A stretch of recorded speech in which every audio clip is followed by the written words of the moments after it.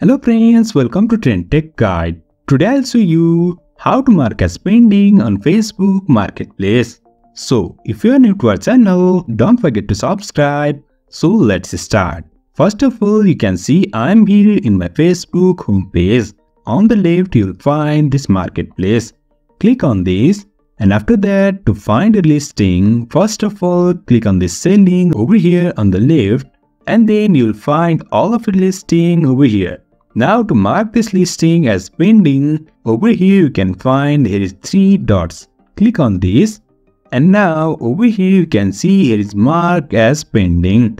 Just click on this. And after a while you can see here is pending. That means we have marked our listing as pending. So in this way we can mark our listing as pending on Facebook Marketplace. So if you find this helpful, don't forget to subscribe. Have a good time.